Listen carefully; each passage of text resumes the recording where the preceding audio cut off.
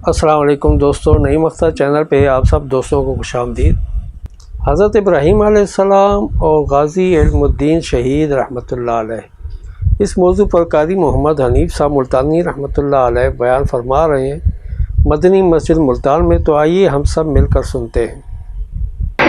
آدمی کا جسم کیا ہے جس پہ شیدا ہے جہاں، ایک مٹی کی عمارت ایک مٹی کا مکان، خون کا گارا بنایا اینٹ جس میں ہڈیاں، چند سانسوں پہ کھڑا ہے یہ خیالی آسمان، اور موت کی پرزور آندھی جس دم آ کر ٹکرائے گی، بس یہ عمارت ٹوٹ کر خاک میں مل جائے گی۔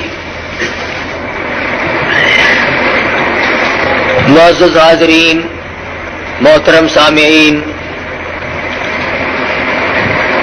رمضان المبارک کا مہینہ، ختم قرآن مجید کی مجلس، شب قدر کی رات، اور غالباً رمضان المبارک کی آخری رات، جس قدر قدردانی کی جا سکے وہ کر لیں۔ نامعلوم اس مہینے کی یہ راتیں، یہ ساعتیں، یہ گھڑیاں پھر ہم میں سے کس کو نصیب ہوں گی اور کس کو نہیں۔ ہزاروں لاکھوں لوگ گزشتہ رمضان المبارک میں زندہ تھے، کاروبار کر رہے تھے، کھانا پینا کر رہے تھے، اتنے غافل تھے کہ ان کے دل میں اس بات کا گمان تک بھی نہیں تھا کہ ہم دنیا سے جائیں گے۔ موت پہ صحیح معنوں میں یقین تک نہ تھا،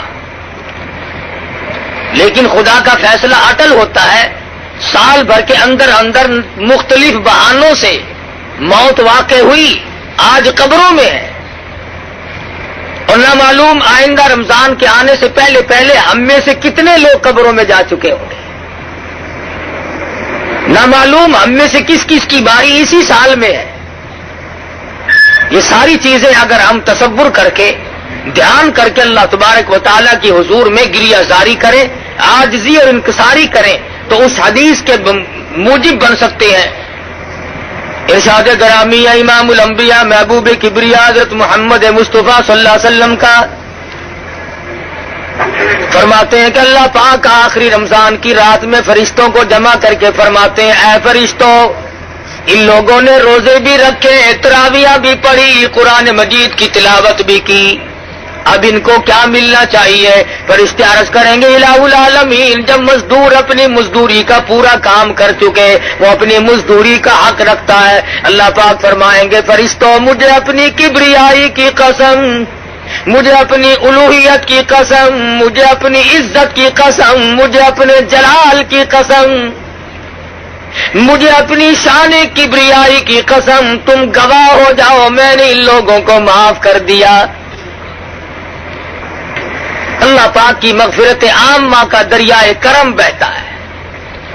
آج بھی اگر کوئی محروم ہے تو پھر اس نے تو محروم ہی رہنا ہے، اس کے مقدر کھوٹے، اس نے اپنے اعمال کو اتنا کھوٹا کر لیا کہ عام میں دریائے عام بہا، دریائے کرم خداوند ذوالجلال کا بہا، پھر بھی قطرہ نصیب نہیں ہو سکا تو اور کم ملے گا۔ اور یہ ساری چیزیں قدردانی کی ہیں۔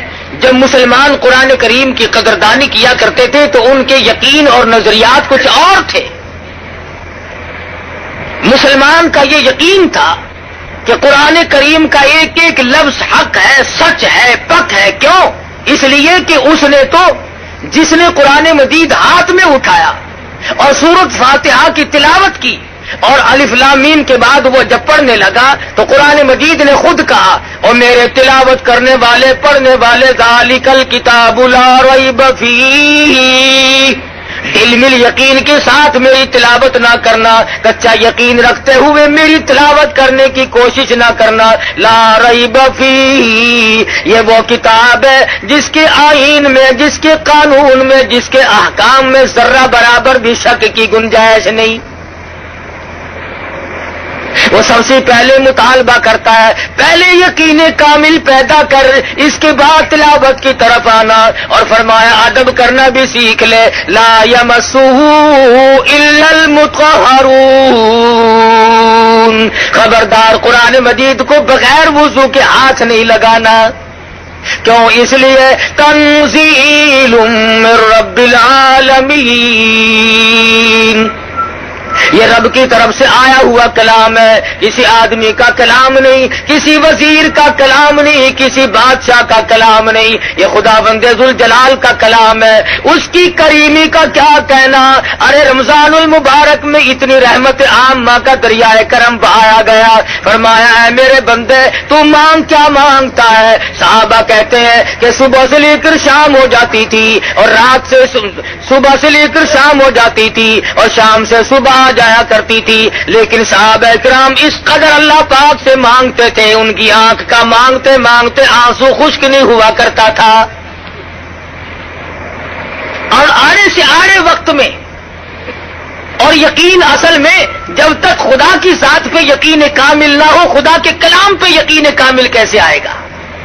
اس کی ذات پہ یقین کامل پیدا ہونا یہ شرط ہے، لا بدی امر ہے۔ صحابہ کرام نے سرکار دو عالم صلی اللہ علیہ وسلم کے ارشاد پہ یقین کیا، مصیبتوں تکلیفوں پریشانیوں کی پرواہ نہ کی۔ تاریخ میں کوئی یہ ثابت نہیں کر سکتا کہ کبھی کسی صحابی نے یہ گلہ کیا ہو، یہ شکوہ کیا ہو کہ ایمان کی وجہ سے مجھ پہ مصیبتوں کے پہاڑ آ پڑے، میں نے بڑی غلطی کی ہے، ایمان قبول کر کے میں نے غلطی کی ہے۔ کوئی صحابی یہ نہیں کہتا، کبھی نہیں کسی نے، چاہے اس کی اپنی جان پہ پڑے، اور چاہے صحابہ کو اپنے بچوں کے قیمے اپنی آنکھوں سے دیکھنے پڑے، اور چاہے صحابہ کرام اور صحابیات نے اپنے بچوں کو پیاسے اور بھوک کے مارے اپنی گود میں اتنی زبان باہر نکال کر تڑپ کر ایڑیاں رگڑ کر مرتے تو دیکھا، پر صحابی نے کبھی اس بات کا اپنی زبان سے اقرار نہ کیا اور گلہ نہ کیا، شکوہ نہیں کیا کہ خدا پر ایمان لانے کی وجہ سے میرے بچے کا کیا حال بنا ہے۔ آج وہ یقین نہیں، جنہیں وہ یقین ملا ان کے کچھ اور حالات ہیں۔ سیدنا ابراہیم علیہ الصلوۃ والسلام ہے، باپ بت گر نہیں بلکہ بت پرست ہے، بت بنانے والا ہے، بت پرست بھی ہے، بت پرست نہیں بلکہ بت گر ہے، بت بناتا ہے۔ عجیب تجارت نکال رکھی تھی خلیل اللہ کے باپ نے، والد نے۔ کئی لوگ یہ کہتے ہیں کہ آزر کی عقل ماری گئی تھی، پتھروں کے خدا بناتا تھا۔ پتھر کے خدا بنانا مشکل ہے، کیا ہم نے اپنے آپ کو خدا نہیں بنایا ہوا؟ قرآن کہتا فرأیت من اتخذ الہہ ہواہ، آپ ان لوگوں کو بھی دیکھیں گے جنہوں نے اپنی خواہشات کو، اپنی مرضیات کو اپنا خدا بنایا ہوا ہے۔ جو دل میں آ گیا، جو میرے پسند آئے وہ صحیح، اور جو میری سمجھ میں نہ آئے وہ غلط۔ قرآن کریم کا فیصلہ ہے کہ اے محمد عربی صلی اللہ علیہ وسلم، آپ ان لوگوں کو بھی تو دیکھیں گے جنہوں نے اپنی خواہشات کو، اپنی مرضیات کو، اپنی تمناؤں کو اور اپنی اغراض کو، اپنے مقاصد کو اپنا الہ بنایا ہوا ہے۔ آج ہم کب سوچتے ہیں کہ خدا کا فرمان کیا ہے؟ ہم تو یہ سوچتے ہیں کہ میری غرض کہاں ہے، میرا فائدہ کیسے ہے۔ بس یہ فرق ہے صحابہ کے ایمان میں، میرے اور آپ کے ایمان میں۔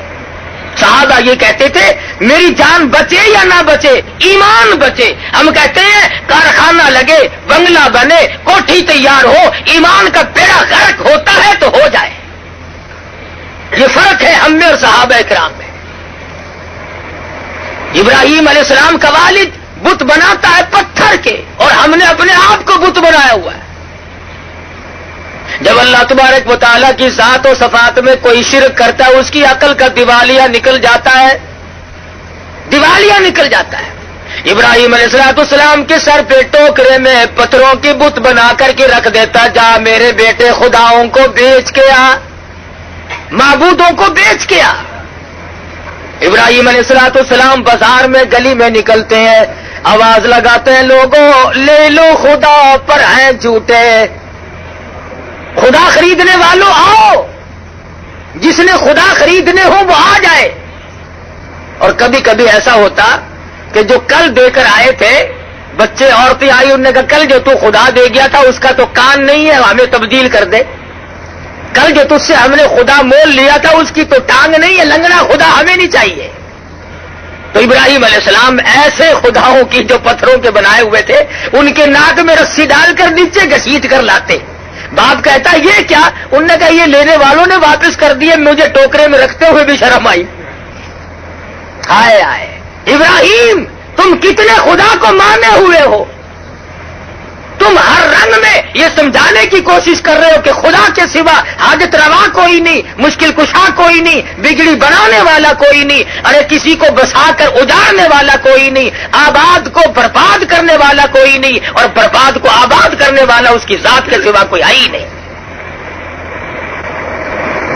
سیدنا ابراہیم علیہ السلام کی یہ حرکتیں دیکھتا رہا آزر کہنے لگا مجھے پتہ چل گیا تو میری بات کے خلاف ہے. میں بت بناتا ہوں، خدا بناتا ہوں، تو ان کے خلاف معلوم ہوتا ہے. وہ تھوڑا سا موقع مل گیا خلیل اللہ کو، فرمانے لگے اے میرے محبوب صلی اللہ علیہ وسلم وَاذْكُرْ فِي الْكِتَابِ إِبْرَاهِيمَ إِنَّهُ كَانَ صِدِّيقًا نَبِيًّا. اے میرے نبی صلی اللہ علیہ وسلم اپنی کتاب مقدس میں ذرا ذکر تو کرو ابراہیم علیہ السلام کا. کتنے سچے پیغمبر تھے. انہوں نے اپنے باپ سے کہا اذ قال لأبیہ یا ابتی لم تعبد ما لا يسمع ولا يبصر ولا يغنی عنک شیئا. اے میرے ابا جان، ان خداؤں کی، ان بتوں کی پوجا کرنے سے کیا فائدہ جو نہ نفع پہنچا سکے، نہ نقصان پہنچا سکے، نہ دیکھ سکے، نہ سن سکے.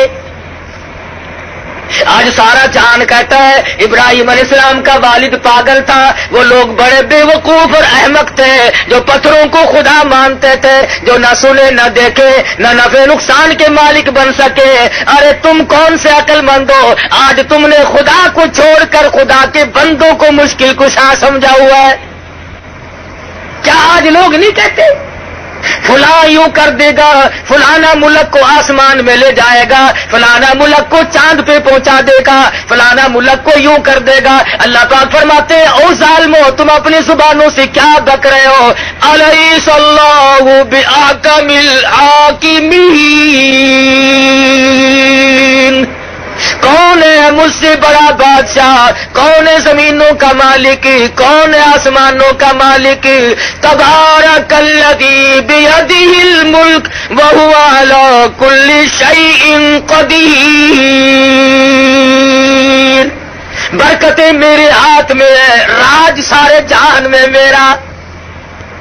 خام خواہ لوگ اپنے آپ کو خدا بنائے بیٹھے. فرمایا جو میں نے قرآن بھیجا ہے، جو تمہارے لیے ضابطہ بنا کر کے بھیجا ہے، جو دستور بنا کر کے بھیجا، تمہیں اس کی پیروی کرنی پڑے گی. اگر تم اس کے علاوہ اور نظریات لے کر آؤ گے اور دستور زندگی بناؤ گے اور اپنے طرح طرح کے آئین بنا کر کے بیٹھو گے، اللہ پاک فرماتے ہیں میرے آئین میں تم شرک کرو گے، پھر میرے یہاں تمہارے لیے کوئی ٹھکانہ نہیں.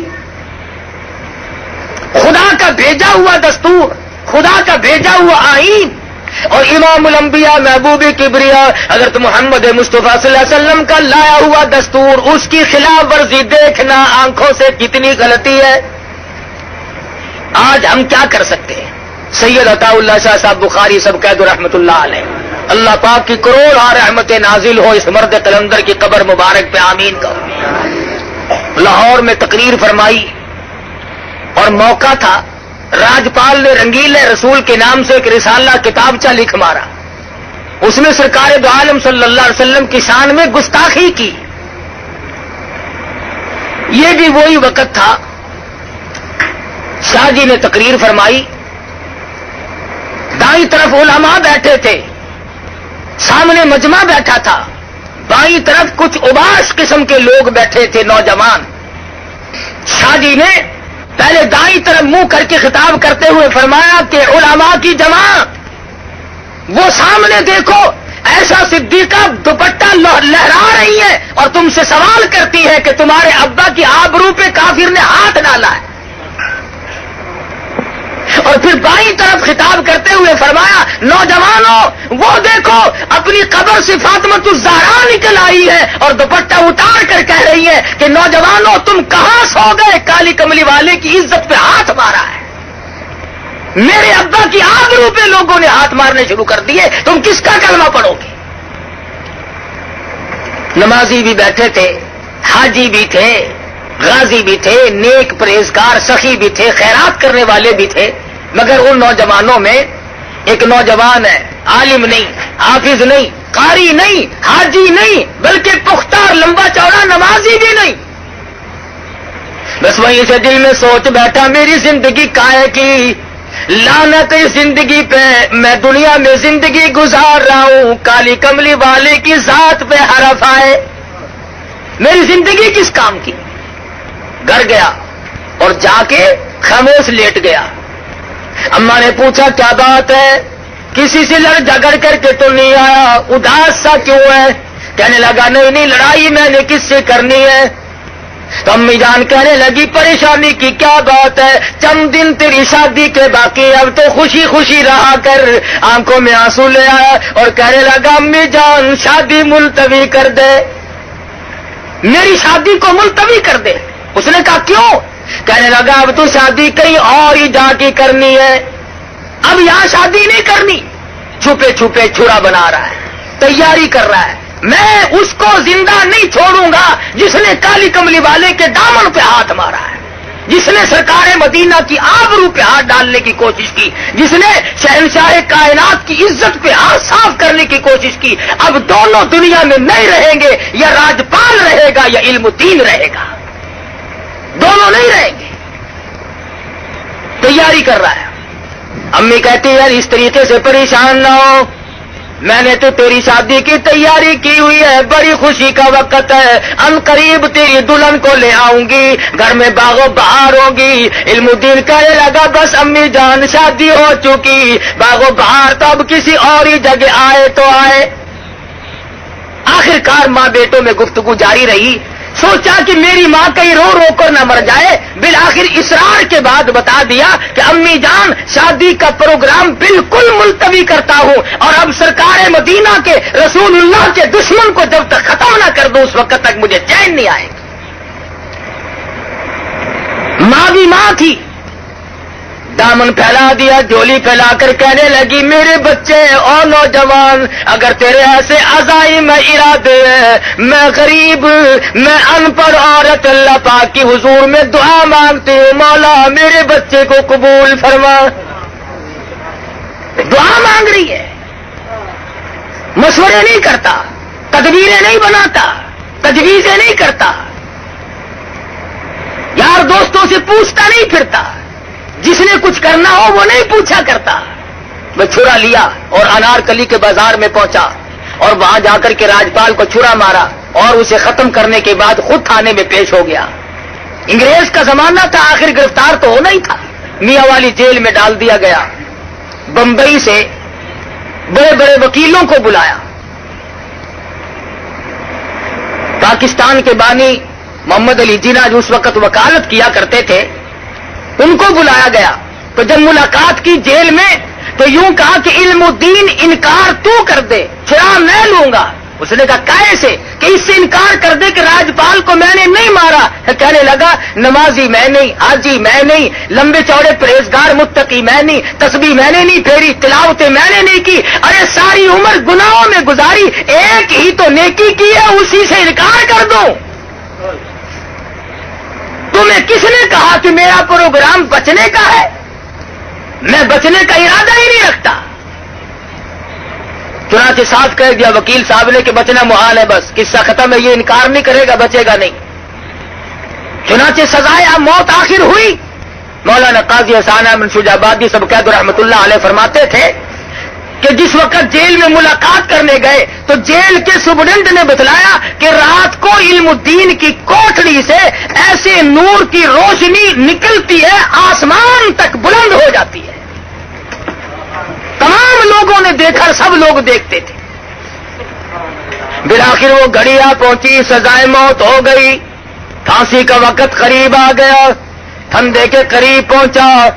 عزیز رشتے دار آئے, ملنے جلنے والے لوگ, مسلمان ہمدرد آدمی کہنے لگے علم الدین کوئی تمنا ہو تو بتاؤ, کوئی آرزو ہو تو کہہ لو, کسی قسم کی حسرت ہو تو بیان کرو. پھندا پکڑ کر کہنے لگا بس اب ایک ہی تمنا ہے, ایک ہی آرزو ہے, ایک ہی حسرت ہے, اور وہ یہ ہے کہ جو تجلی, جو نور, جس چیز کا دیدار جیل کی کوٹڑی میں بار بار ہوا, علم الدین کی تمنا بس اب ہر وقت وہی دیدار کرتا رہوں. علم الدین تو دنیا میں اب نہیں رہے گا, تیرا آخری وقت آ پہنچا, پھندا تیرے سامنے پھانسی کا موجود ہے. چوم کے کہنے لگا لوگوں تمہاری نظروں میں یہ موت کا پھندا ہے, میری نظروں میں محبوب کو ملنے کا دروازہ ہے. تم اس کو موت کا پھندا کہتے ہو, میں اسے آقا سے ملنے کا ایک دروازہ کہتا ہوں. ادھر موت آئے گی, ادھر میں اپنے آقا سے ملوں گا. مجھے بڑی خوشی ہے, میں غم میں جان قطر نہیں دے رہا, بس یقین بیٹھ جو گیا. دیکھا دنیا نے کہ دنیا کے سامنے کیا ہوا, اور صحابہ اکرام کا تو کیا کہنا کہ انہوں نے اپنے اپنے وقت میں اور اپنے اپنے انداز میں اللہ تبارک و تعالیٰ کے ایک ایک حکم پہ جان کی بازی لگائی. توحید باری تعالیٰ صحابہ اکرام جب بیان کرتے تھے, اپنے ایمان کا اعلان کرتے تھے تو سارے کافر دشمن ہو جاتے تھے, اپنے بھی پرائے. یاریاں ٹوٹتی تھی, رشتہ داریاں ٹوٹتی تھی, عزیز و اقارب الگ ہوتے تھے, مقام جاتا تھا, حتیٰ کہ وطن کو بھی خیر باد کہنا پڑا صحابہ اکرام کو. اور دوسری طرف ان کو تمام چیزیں یوں میسر تھی. حضرت زید بن حارث ہے سب قید رضی اللہ تعالیٰ عنہ, غلام ہے, بکتے بکتے حضور صلی اللہ علیہ وسلم کے پاس پہنچے, حضور نے خرید لیا. والد کو پتا چلا کہ میرا بیٹا مکے میں ہے, تلاش کرتے کرتے حضور کے پاس آ پہنچا. حضور نے فرمایا میں نے تجھے آزاد کر دیا, تو اپنے باپ کے ساتھ جا سکتا ہے. زید بن حارث کھڑے ہو کر کے کہنے لگے میں اپنے باپ کے ساتھ تو تب جاؤں جب مجھے سرکار مدینہ جیسا شفیق باپ کہیں اور ملتا ہو. کس قدر سرکار دو عالم صلی اللہ علیہ وسلم کی رحیمانہ اور قریبانہ زندگی ہے کہ صحابہ کرام کو یوں گرویدہ کر دیا. لیکن ظالموں نے, دشمنان دین نے سرکار دو عالم صلی اللہ علیہ وسلم کو بھی نہیں بخشا. رات دن پروگرام بناتے تھے, ہر وقت تجویزیں لڑاتے تھے, کون سی صورت ہے ان کو ختم کرنے کی, کیا طریقہ کار ہو سکتا ہے. چنانچہ ایک روز پروگرام بنایا کہ بھائی سارے اکٹھے ہو کر ابو طالب کے پاس چلو, پھر کوئی بات بنے گی. غلط کار لوگ رات دن تجویزیں ہی بنایا کرتے ہیں. اکٹھے ہو کر کے آ گئے ابو طالب کے پاس, اور آ کر کے کہنے لگے ابو طالب تیرے بڑھیپے کا لحاظ ہے, تو مکے کا سردار ہے, بڑا معزز آدمی ہے, ورنہ اس نبی کو تو نعوذ باللہ ہم نے کبھی سے اڑا دیا ہوتا. ہم کوئی تھوڑے, توبہ, ہماری طاقت کا کوئی اندازہ کر سکتا ہے. تیری سرداری کا لحاظ ہے, تیرے بڑھیپے کا لحاظ ہے. ابو طالب کہنے لگا کیا بات ہے, تمہیں کیا تکلیف پہنچی؟ لگا یہ تمہارا بھتیجا ہمیں ہر وقت گالیاں نکالتا ہے, ہر وقت ہمیں گالیاں دیتا ہے تمہارا بھتیجا. ابو طالب نے حضور انور سب قید صلی اللہ علیہ وسلم کی ذات اقدس کو بلوا بھیجا. حضور تشریف لے آئے. ابو طالب کہنے لگے او میرے یتیم بھتیجے, یہ مکے کے لوگ شکایت کرتے ہیں, کہتے ہیں تیرا بھتیجا گالیاں نکالتا ہے. حضور صلی اللہ علیہ وسلم نے فرمایا چچا جان ساری عمر میں کبھی بھی کسی کو کسی حال میں بھی گالی نہیں دی. پتھر میں نے کھائے, مار میں نے کھائی, رات دن ان کی مار سہتا ہوں, میں نے تو کبھی گالی تو کیا بد دعا بھی نہیں دی. مکی کا کون سا چوک ہے جس میں انہوں نے مجھے نہیں مارا, کون سی وہ جگہ ہے؟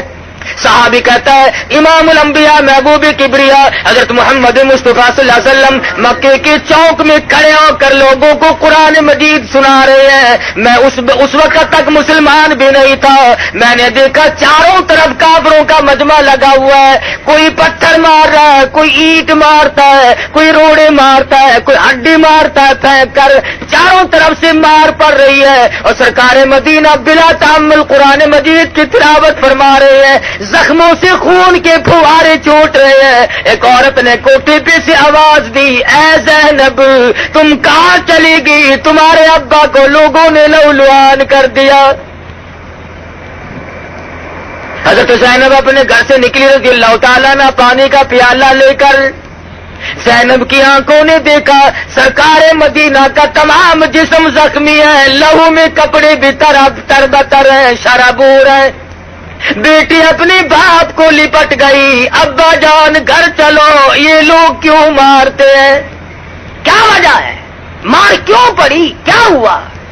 آپ تو کسی کا مال نہیں چھینتے, ادھار لے کر واپس کرتے ہو, محافظت کرتے ہو, سب کی عزت کرتے ہو, صلہ رحمی فرماتے ہو, آپ کو لوگ کیوں مارتے ہیں؟ فرمایا بیٹی تجھے معلوم نہیں, میں ان تمام لوگوں کو یہ کہتا ہوں ساری کائنات کا مالک وہ ایک خدا ہے.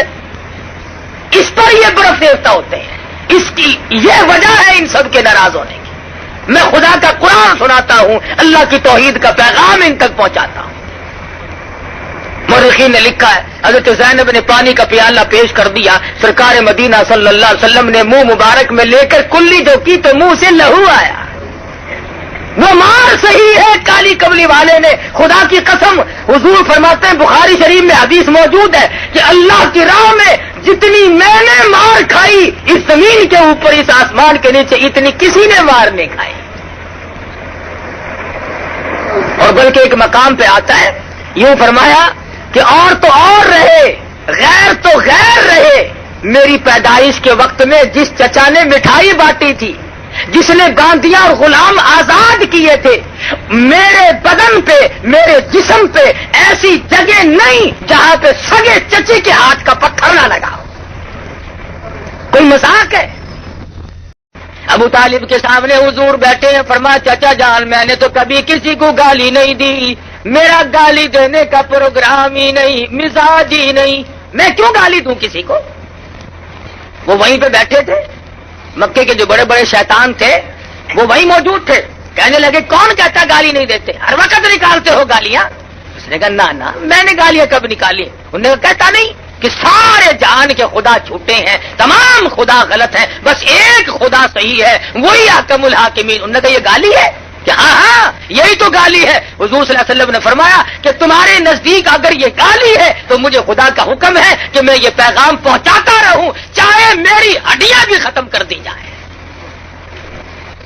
ابو طالب بیچارہ کیا سمجھتا, وہ سمجھا کہ ضد کر رہے ہیں, ضد ہو رہی ہے. آئے آئے کہہ بیٹھا, کہنے لگا میرے بھتیجے اب اگر تو ان کی بات کو نہیں مانتا تو آج کے بعد میرا سہارا نہ تکنا. یہ سہارے والا مسئلہ بڑا غلط ہے. کوئی کہتا ہے کہ جی میرے ماں باپ ہے, اگر میں کما کے نہ کھلاؤں تو وہ بھوکے مر جائیں گے. کوئی کہتا ہے جی میرا استاد ہے, اگر ہم نہ اس کو کھلائیں تو وہ مر جاتا. مقتدی کہتے ہیں کہ اگر امام کو ہم نہ کھلائیں تو اس کا تختہ کبھی سے نکل گیا ہوتا. یہ سہارے, اللہ پاک نے سارے سہارے توڑے. ابو طالب کہنے لگا میرا سہارا نہ تکنا, میں اب تمہارا ساتھ نہیں دے سکتا. سرکار دو عالم سب کہہ دو صلی اللہ علیہ وسلم کی آنکھوں میں آنسو آ گئے. فرمایا چچا جان آج تک تم نے غلط سمجھا کہ میں تمہاری کمر پہ تمہارے بلبوتے پہ یہ سب کچھ کر رہا ہوں. ہٹو آپ بھی ایک طرف ہو کے دیکھ لو, وہ خدا میری حفاظت کرنے والا ہے, وہ مالک کائنات, وہ بے نیاز خدا ہے, وہی میری حفاظت کرے گا. مکے کے لوگ پہلے تو اکڑے, کفر کی یہ عادت ہے, پہلے اکڑتا ہے, بڑا زور دکھاتا ہے, ہم یوں کر دیں گے, دیکھنا جی ابھی رگڑ دیتے ہیں, اور جب سامنے آئے اسی وقت ہی کر کے چپ ہو جاتے ہو. نہیں جی نہیں ایسی دیر میں گل کی جی کو لڑن لگے, بس فوراً ڈھیلے پڑ جاتے ہیں اسی وقت. پہلے دماغ میں تھوڑی سی خرخشی ہوتی ہے, جب سامنے آیا حق, جال حق کو زہق الباطل ان الباطل کان زہوقا, جب حق آئے گا باطل بھاگے گا, اسلام آئے گا تو کفر کا ستیہ ناس اور بیڑا غرق ہوگا, رہ ہی نہیں سکتا کفر پھر. اور مجھے افسوس ہے کہ آج کی دنیا میں تمہارے پاس 6666 قرآن کی آیات موجود ہیں. ارے 8 لاکھ سے زیادہ پیغمبر کے ارشادات کا ذخیرہ موجود ہے. 1,29,000 صحابہ کرام کے قول و افعال اور عمل موجود ہے، اور بڑے بڑے بزرگ اور ائمہ کی زندگی موجود ہے. آج بھی لوگ کیا کہتے ہیں؟ جی پتہ نہیں کہڑے پاسے حق ہے، سانو تو ایویں نظرتا ہے. کتنے بڑی بے ایمانی کے الفاظ ہیں. کاکا جی ہوں تھی پتہ نہیں لگا تو پھر لگنا ہی نہیں. جو اب تک پتہ نہیں لگا پھر لگے گا قبر میں، پھر آگے پتہ لگے گا، پھر پرسلات پہ پتہ لگے گا، پھر موت کے جھٹکے کے وقت پتہ لگے گا. اگر اب بھی تجھے قرآن سمجھ میں نہیں آیا تو پھر آئے گا ہی نہیں، پھر کب آنا ہے؟ سرکار دو عالم صلی اللہ علیہ وسلم کے پروگرام میں دخل اندازی کرنے والے لوگ دنیا میں اس قدر ذلیل ہو کر کے مرے کہ تاریخ آج ان کے بعد کوئی اور ایسی نظیر پیش نہیں کر سکتی. فرمایا فلا تطع المکذبین ودوا لو تدہن فیدہنون. اے میرے محبوب صلی اللہ علیہ وسلم، آپ بالکل بھی ڈھیلے نہ پڑے، ان کے پیچھے نہ لگنا.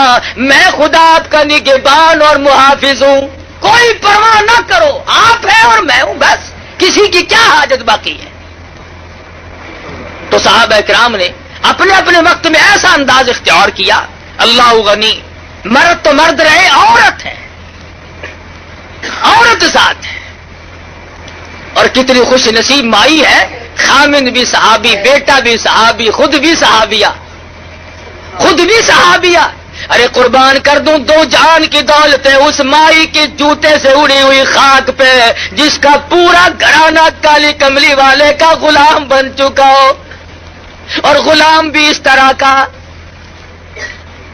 ابو جہل کو مکے میں صرف سمیہ ملتی تھی، اسے اور کوئی نہ ملا. اسے ڈھونڈ کر کیوں لایا؟ ایماندار اور بھی تو تھے، اس کے بیٹے کو پکڑ کے لاتا، اس کے خامن کو پکڑ کے لاتا، خاندان کے اور لوگوں کو اس طریقے سے کیوں نہیں مارا؟ اس لیے کہ بیٹا جوان تھا، خامن بھی طاقتور تھا، اور لوگوں کی جانوں میں جان تھی. ابو جہل مکے کا بدماش تھا، کہنے لگا کمزور کو مارنا آسان ہے، کمزور کو مارنا آسان ہے. سمیہ اس قدر بڑھیپا طے کر چکی تھی، گردن ہلتی تھی، زبان تتلاتی تھی، ہاتھ حرکت کرتے تھے، گردن میں ہاتھ پاؤں میں ریشہ آ چکا تھا، لیکن خدا بند ذوالجلال کا دیا ہوا ایمان اور نبی کا عطا کردہ کلمہ اور اللہ کی توحید کو سمیہ نے اپنی رگوں میں ایسا بسایا تھا کہ زمین و آسمان ہل سکتے ہیں، پر آسمان کے سمیہ کے ایمان میں فرق نہیں آ سکتا. اتنا مضبوط ایمان تھا. ابو جہل سارے مکے میں سے ڈھونڈ کے لایا بڑھیا کو. پتا چلا یہ جو کمزوروں کو لوگ مارا کرتے ہیں، غریبوں کو ستایا کرتے ہیں، محکوموں پہ ظلم کیا کرتے ہیں، پتا چلا کہ ان شیطانوں نے یہ چال ابو جہل سے سیکھی ہے،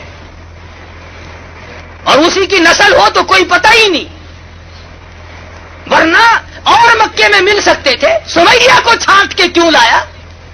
اس لیے کہ یہ بوڑھی ہے، کمزور ہے، ڈر جائے گی، عمر رسیدہ عورت ہے، گھبرا جائے گی، بڑھیپے میں ویسے بھی دل کمزور ہو جاتا ہے. لا کر میدان میں کھڑی کر دی، پیروں میں رسی باندھ دی، ہاتھوں میں رسی باندھ دی، اور برچا لے کر کہنے لگا سمیہ اب دو راستے ہیں، یا جان بچا یا ایمان بچا، تیسرا راستہ نہیں ہے.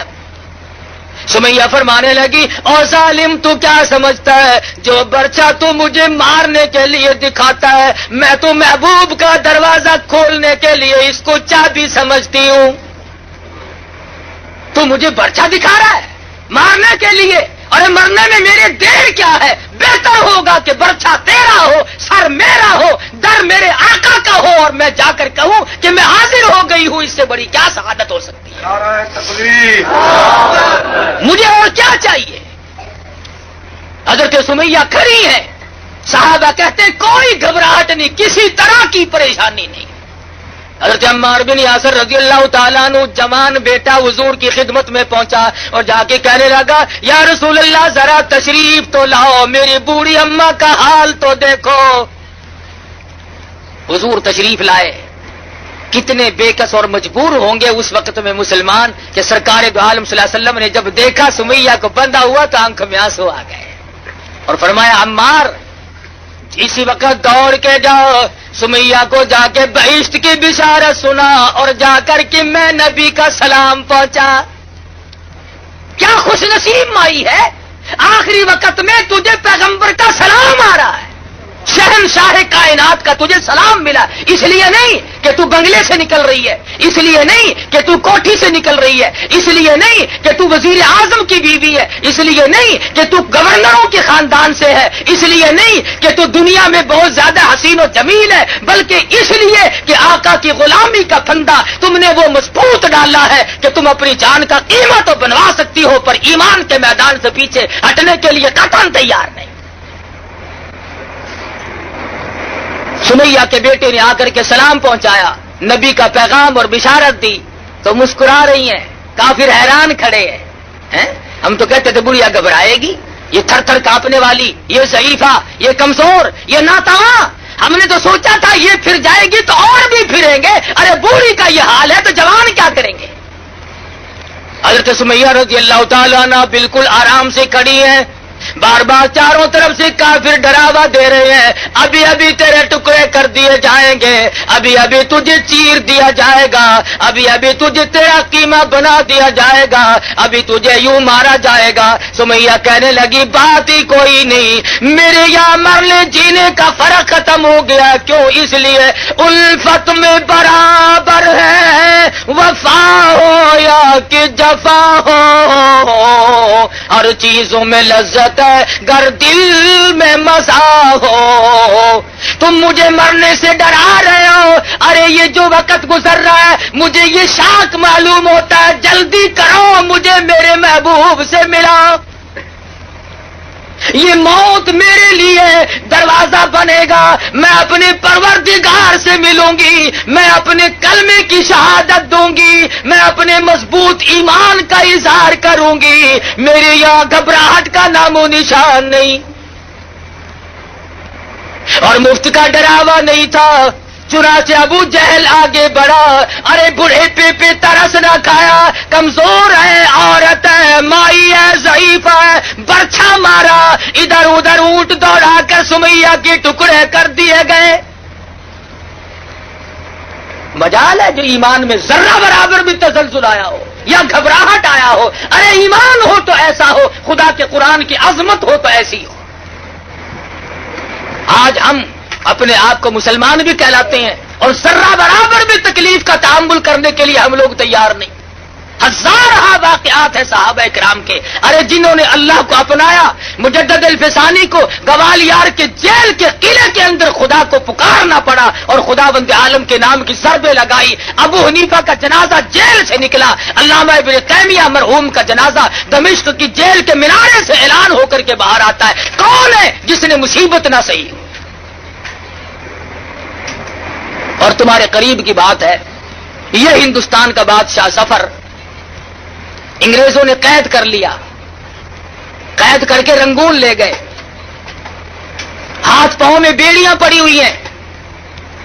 ایک انگریز افسر نے آ کر کے کہا کہ دوپہر کے وقت تمہاری دعوت ہے. شاہ ظفر حیران ہے، کہا میں قیدی اور کہا میری دعوت؟ کیا بات ہے کہ نہیں انگریز گورنمنٹ نے تمہاری دعوت کی ہے. انگریز بڑا بے ایمان تھا، اس نے جس طرح کی گولی کوئی کھاتا دکھائی دیا ویسی گولی ماری. کسی کو سر کا لقب دے دیا، کسی کو جائیداد اور مربے اور جاگیریں دے دی، کسی کو کچھ دیا، کسی کو کچھ دیا، تاکہ یہ لوگ اسلام اور مسلمانوں سے غداری کرتے رہیں. اور شاباش سے ان مسلمانوں کو بھی آج تک بعض لوگ غداری کرتے چلے آتے ہیں. وہ پھر کہتے ہیں جی ہم سے بڑا مسلمان کوئی نہیں. اچھا کیا نشانی ہے جی مسلمانی کی؟ کہ دیکھو نا جی میرا ابا سر تھا، سر، انگریز کا دیا ہوا لقب سر کا تھا. یہ نہیں کہا کہ میرا باپ نمازی تھا، حاجی تھا، غازی تھا، مجاہد تھا، اللہ اور اس کے رسول کے احکام پہ مر مٹنے والا تھا. کہ نہیں انگریز کے گھوڑوں کی لید اٹھایا کرتا تھا، انگریز کے گھوڑوں کے خرخرے مارا کرتا تھا. یہ جو تمہیں بڑے بڑے آج بھی تنگ کرتے دکھائی دیں اور جنہوں نے ہمارے ملک میں 30 برس ہو گئے طوفان مچا رکھا ہے، یہ سارے انگریز کے گھوڑوں کی لید صاف کرنے والے لوگ ہیں. میں تھوڑا سا شہر سے باہر رہتا ہوں نا، اب دیہات کے لوگ کہتے ہیں ارے کاکا ہوں کیا تھی گا ریڈو تے ہر ویلے بانگ لگی رہتی ہے، ریڈوے تے ہوں تو بانگ کھلی ہے. 30 سال میں کبھی ریڈیو پہ اذان نہیں ہوئی. وہ بدماشی پھیلائی ریڈیو ٹیلی ویژن کے ذریعے، وہ کنجر پنا پھیلایا کہ خدا کی زمین بھی پناہ پکار اٹھی. کنجریوں بدماش عورتوں کے گانے ہر وقت. بڑے خوش ہیں، سبحان اللہ. بغیرت بنا دیا گیا پوری قوم کو. اب پکڑانا خدا نے. اب خدا کو یاد کرتے، یا اللہ تو ہی ہے، تو ہی مہربانی کرے گا. ہوں تو میں یہ کہہ رہا ہوں کہ مسلمان اپنے انجام سے اس قدر بے خبر کیوں رہتا ہے؟ اسے کیوں یہ عقل نہیں کہ میں مر بھی سکتا ہوں، اونچ نیچ بھی ہو سکتی ہے؟ تو شاہ ظفر کی دعوت کی انگریز گورنمنٹ نے، اور پیروں کی بیڑیاں کھول دی اور ہاتھ کی ہتکڑی نکال دی اور کمرے میں جا کر کے بٹھا دیا. ہاتھ دھلائے اور اس کے بعد برتن آنے شروع ہوئے. 1 آیا، 2 آئے، 3 آئے، یکے بعد دیگرے 12 برتن آئے جن کے اوپر سرپوش ڈھکے ہوئے تھے. اور جب انگریز افسر نے شاہ ظفر کے سامنے آ کر کے وہ برتن اٹھائے اور سرپوش اٹھائے تو شاہ ظفر نے دیکھا کہ پہلے برتن میں سب سے بڑے بیٹے کا سر تھا اور اس کے بعد اس سے چھوٹے کا سر تھا اور پھر تیسرے کا سر تھا. شاہ ظفر کے 12 بیٹے تھے، 12 کے 12 بیٹوں کے سر شاہ ظفر کے سامنے برتنوں میں کاٹ کر رکھے ہوئے تھے. تاریخ شاہد ہے، تاریخ گواہ ہے. ظفر رویا نہیں کہ ہائے میرے سارے بچے مر گئے. نہیں، تاریخ کہتی ہے شاہ ظفر نے مسکرا دیا اور کہا شاباش میرے بیٹو، خاندان تیموریہ کی نسل کو یوں ہی چاہیے کہ وہ اپنے باپ کے حضور میں اسی طرح سے سرخرو ہو کر کے آئے. اس شاہی خاندان کی اولاد کو یوں ہی چاہیے تھا. مجھے تمہارا غم تھا کہیں میرے بعد یہ لوگ کافروں کی غلامی نہ قبول کر لے. میں اب خوش ہوں کہ تم بھی پہنچ گئے ہو اور خدا کے یہاں میں بھی آ رہا ہوں. تو یہاں تو ایسے ایسے لوگ قریب ہی سے ہو گزرے. بات کیا ہے؟ یہی تمہارا ملتان شہر ہر وقت کا. راجہ دیوان کی حکومت ہے. 600-650 سال پہلے کی بات ہے. بیٹے نے کلمہ پڑھا. مسلمانوں کا عمل دیکھ کر، کاروبار دیکھ کر. آج کل تو کاروبار بڑا عجیب ہے.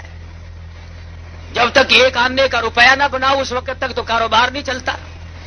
رمضان شریف سے پہلے کوئی 2-2.5 روپے 3 روپے نیمبو نہیں خریدتا تھا اور چاند دکھتے ہی یار لوگوں نے 20 روپے کر دیے اور 20 روپے نیمبو بیچے تاکہ روزہ کھولنے والے لوگ آخر لیں گے ہی. اور اس کے بعد نعرہ اٹھایا قومی اتحاد زندہ باد. یہ اچھا قومی اتحاد ہے بھائی. روپے کے 20 بنانے اور لیں گے کون؟ روزہ رکھنے والے. تم روزہ رکھنے والوں کی کھال اتارنے کے لیے پیدا ہوئے ہو. تمہیں یہ حق کس نے دیا؟ تمہیں یہ مسئلہ کس نے سمجھایا کہ جو اللہ اور اس کے رسول کے حکام کو پورا کرتے ہو اور پیاس کی وجہ سے اگر تم سے وہ کوئی سودا خریدنے آئے تو تم اس کی کھال اتار لو؟ بڑا خوش ہو ہے کہ اجی تو کاروباری معاملہ ہے. اچھا، کاروباری معاملے میں اگر کسی کی جیب کاٹ لے تو کوئی حرج نہیں. ملاوٹ رمضان میں ہم نے نہیں چھوڑی. بلیک مارکیٹ رمضان میں ہم نے نہیں چھوڑا. جھوٹ بولنا رمضان میں ہم نے نہیں چھوڑا. گانے سننے اور گانے گوانے ہم نے رمضان میں نہیں چھوڑے. پھر رمضان کی برکتیں مجھے اور آپ کو ملے کیسے؟ پھر قرآن کی خیر و برکت ہمیں ملے کیسے؟ پھر ہماری دعائیں قبول ہوں تو کیسے ہو؟ تو میں عرض کر رہا تھا صحابی ہے، ابن حذافہ ہے سب کہتے رضی اللہ تعالی عنہ. عیسائی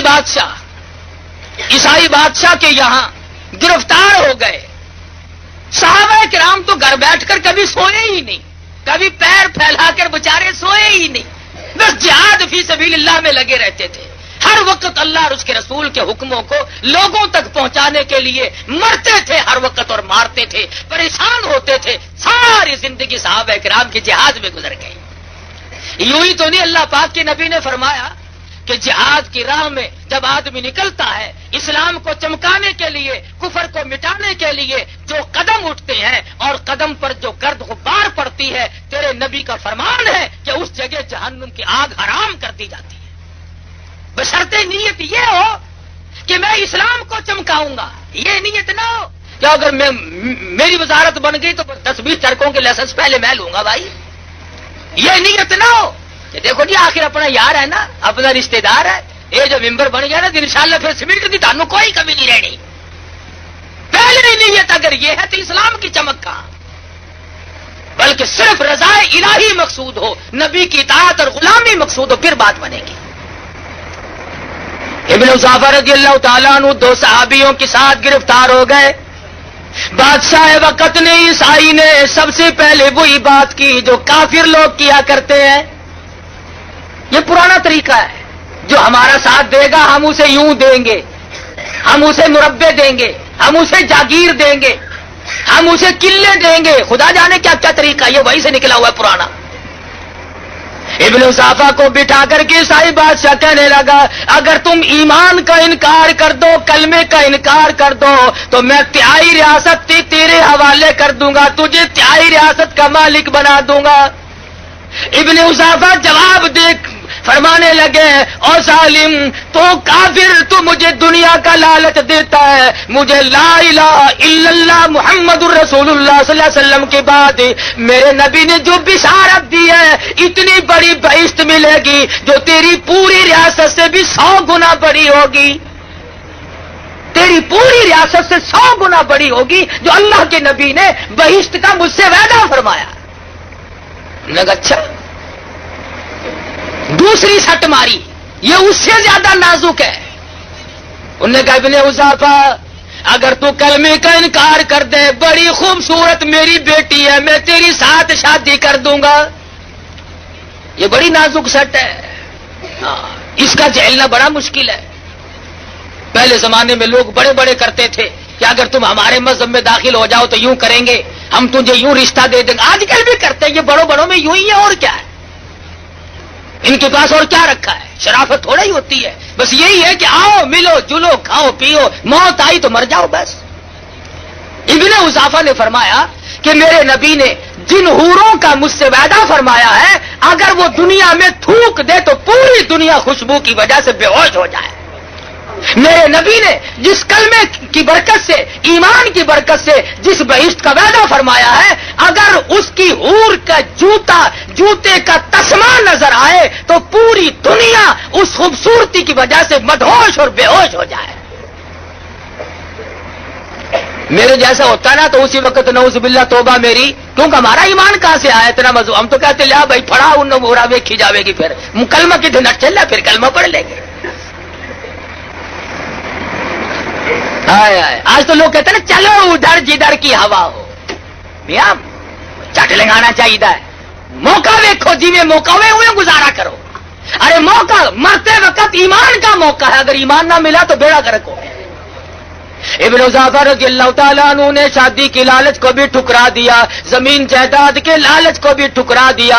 اس کے بعد عیسائی بادشاہ کو غصہ آیا اور کہنے لگا تینوں مسلمانوں کو، تینوں نبی کے پروانوں کو، غلاموں کو میدان میں لے چلو میدان میں۔ ان کو کیا کرو گے؟ ان کی آزمائش ہوگی، ان کو ہم ٹھکانے لگا دیں گے، ان کا ہم چمڑا اجیڑ کر رکھیں گے۔ گئے، دیگ لائی گئی، دیگ ابلنی پکنی رکھ دی، ایک مسلمان صحابی کو پکڑ کر دیگ میں پکتی ہوئی میں ڈال دیا۔ ابن حذافہ فرماتے ہیں دیگ میں پکنے والا مسلمان نوجوان صحابی حالت یہ تھی کھال جل گئی، ہڈیاں جل کر راکھ ہو گئی، پر جب تک دم میں دم رہا پکتی ہوئی دیگ میں سے برابر کلمے کی آواز آتی رہی۔ اتنا مضبوط ایمان۔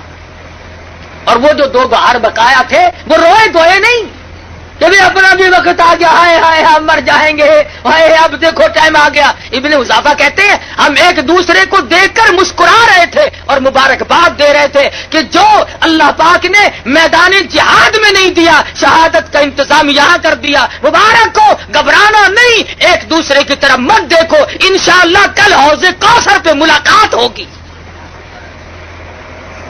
یہ صحابہ کرام کے نظریات ہیں۔ تو عرض کر رہا تھا کہ رمضان المبارک نے ہمیں توحید کا پیغام دیا، اللہ کے قرآن نے ہمیں توحید کا پیغام دیا۔ خداوند عالم نے فرمایا میرے قریب آ جاؤ، ساری دنیا تمہاری ہے، میرے نزدیک آ جاؤ، پوری کائنات تیری ہے، چاند سورج ستارے دریا سمندر ہوا سبزی ترکاری تمام تر یہ سارا جہان تیرے لیے تو ہے، کل جہان تیرے لیے، او میرے بندے تو صرف میرے لیے۔ تو میرے لیے تمام سبزی پھل فروٹ ترکاریاں نعمتیں سب تیرے لیے، تیرا سر ہو میرا در ہو اور تیری جھولی ہو میری عطا ہو، تو مانگتا ہوا تھک جائے میں تجھے دیتا نہ تھکوں، میرا خزانہ بڑا وسیع ہے اس لیے مانگنے والا بن، وہ تو مائل بکرم ہے کوئی سائل ہی نہیں، وہ تو اتنا دینا جانتا کوئی لینے والا بھی بنے۔ تو صحابہ کرام نے بھی عجب عجب طریقے سے مار کھائی، اور یہ ملتان کی بات کر رہا تھا، پہلے بھی کئی مرتبہ سنائی ہوگی، راجہ دیوان کا بیٹا مسلمان بن گیا کاروبار دیکھ کر۔ آج ہمارا کاروبار دیکھ کر کے تو الٹے لوگ کافر بن رہے ہیں، معاملہ بالکل خراب ہو رہا ہے، چھوٹے سے بڑے تک تمام چیزیں دیکھ لو، اوپر جو چیز رکھی ہوگی نا کہ اینی میں دینی ہے تو نمونہ رکھے ہوا ہے، چل بھائی نمونہ اور تو بچوں اور ایک کیسے بنے گا ہمارا، وہ اندر باہر کیسے بنے گا، بڑا مشکل مسئلہ ہے۔ لیکن وہ راجہ دیوان کا بیٹا کاروبار میں مسلمانوں کی سچائی اور صداقت کو دیکھ کر مسلمان بن گیا، لا الہ الا اللہ محمد الرسول اللہ صلی اللہ علیہ وسلم کلمہ پڑھ لیا۔ راجہ کو بڑی فکر ہوئی کہ میرے گھر میں دین آ گھسا، بڑا معاملہ خراب ہوا تو اور بھی گھر کو اندر کوئی آئے گا دین کا تو یہ خاصا، باہر تو جانے سے رہا۔ اس نے ہندوستان سے جگہ جگہ سے پنڈت لوگ طلب کیے، بلائے، میرے بچے کو سمجھاؤ، بے دین ہو گیا، مسلح بن گیا، بڑا کام خراب ہے، میری تو آبرو گئی۔ بڑے پنڈت آئے، بڑا سمجھایا، دیکھ اسلام میں یوں ہے، یہ مسلمان نے کہا کچھ بھی ہو، جب میں کلمہ پڑھتا ہوں میرے دل کی رگوں میں ٹھنڈ پڑتی ہے، جب میں خدا کا کلمہ پڑھتا ہوں کہنے لگا آسمان زمین روشن ہو جاتے ہیں، کفر اندھیرا ہے ایمان اجالا ہے۔ ایک پنڈت بڑا چلاک تھا، کہنے لگا کہ اگر یہ اسی طرح جمع رہا تو اس کے ساتھی تو یہاں اور بے شمار پیدا ہو جائیں گے، کوئی ایسی تدبیر نکالو کہ نہ رہے بانس اور نہ بجے بنسری، یہ مر جائے۔ لگا میاں اور نوجوان کیا کلمہ پڑھتا ہے تو چھوڑتا نہیں کہ نہیں؟ کہ اچھا ہم تجھے یہ لوہا گرم کر کے دیتے ہیں، 5 منٹ تک سینے سے لگا کے دکھا۔ پہلے تو دل میں ذرا خوف سا کھایا کہ بھی آگ کا کام تو جلانا ہے، پھر سوچا اللہ پاک کی آگ بھی مخلوق ہے، اور میرے مالک آگ بھی تیری مخلوق ہے، میں بھی تیری مخلوق ہوں، کلمہ چھوڑنے کے لیے میں تیار نہیں، مر جاؤں تو مجھے کوئی انکار نہیں، کوئی بات نہیں۔ اور لوگوں تاریخ گواہ ہے، یہ ملتان کا چوک بازار شاہد ہے، راجہ دیوان کے بیٹے کو گرم گرم لوہا کر کے لوگوں نے دیا، 5 منٹ کے بجائے گھنٹوں سینے سے لگائے کھڑا رہا، اور کھلی آنکھوں سے دیکھا گرم گرم سرخ لوہے کے اوپر زندہ کیڑی مکوڑے اوپر سے گزر رہے ہیں، پھر رہے ہیں۔ سمجھ گیا جو ذات ان کی حفاظت کر سکتی ہے وہ میری بھی نگہبانی فرمائے گی۔ راجہ دیوان کے بیٹے کے ایمان کا مظہر اور قوت اور مضبوطی اور جرأت دیکھ کر شاہی خاندان اور راجہ کے خاندان کے 600 کافر مسلمان بن گئے، 600 آدمی کلمہ پڑھ کر مسلمان بن گیا۔ تو آج وہی ایمان پیدا کیجیے، اسی جذبے کو اپنائیے، اور اللہ پاک سے یہ دعا بھی کیجیے کہ اے اللہ رمضان کی آخری رات ہے، وہ ایمان دے جو صحابہ کو ملا، وہ ایمان دے جو مجاہدین کو ملا، وہ ایمان دے جو شہداء کو ملا۔ الحمدللہ رب العالمین۔ ابھی نماز جمعہ کے بعد یہاں خون برج ڈاکٹر لطیف اللہ کے مکان کے پاس ایک شادی میں کچھ بیان کا سلسلہ ہے، ابھی فوراً جاؤں گا میں، جو ادھر کے لوگ وہ شوق رکھتے ہیں وہ پہنچ جائیں۔ النبی الامی الہاشمی وعلی آلہ واصحابہ بررۃ الکرام، ربنا ظلمنا انفسنا وان لم تغفر لنا وترحمنا لنكونن من الخاسرین، ربنا لا تجعلنا فتنة للقوم الظالمین ونجنا برحمتك من القوم الكافرین، واعف عنا واغفر لنا وارحمنا انت مولانا فانصرنا على القوم الكافرین۔ اے اللہ رمضان قرآن کے صدقے میں ہماری سیاکاریوں کو معاف فرما، اے اللہ ہماری بدکرداریوں کو بخش دے، یا اللہ ہماری بدعمالیوں کی ہمیں سزا نہ دے، ہمیں معاف فرما، یا اللہ ہم نے اپنی ساری عمر برباد کر دی، جرم عظیم کمائے، ظلم عظیم کمائے، ہمیں معاف فرما، اے اللہ ہماری اولاد کو نیک بنا، یا اللہ بے اولاد کو اولاد عطا فرما، اللہ تعالیٰ بے اولاد کو اولاد عطا فرما۔ کتنے ہی ساتھی ہیں بیچارے جو بچوں کو ترستے ہیں، یا اللہ سب کی گود کو بھر دے، یا اللہ سب کی گود۔ جی دوستو، ابھی آپ قاری محمد حنیف صاحب ملتانی رحمۃ اللہ علیہ کو سماعت فرما رہے تھے۔ آپ سب دوستوں سے گزارش ہے کہ میرے اس چینل کو سبسکرائب بھی کریں اور بیل کے آئیکن کو کلک بھی کریں تاکہ ہر نئی آنے والی ویڈیو آپ سب دوستوں تک پہنچ سکے، اور ان علماء کرام کے بیانات کو اپنے دوستوں میں، اپنے گروپوں میں شیئر بھی کیا کریں تاکہ دین کی باتیں اور دوستوں تک بھی پہنچ سکیں۔ آپ سب دوستوں کا بہت شکریہ۔ ملتے ہیں ایک نئی ویڈیو کے ساتھ، تب تک کے لیے اللہ حافظ۔ پاکستان پائندہ باد۔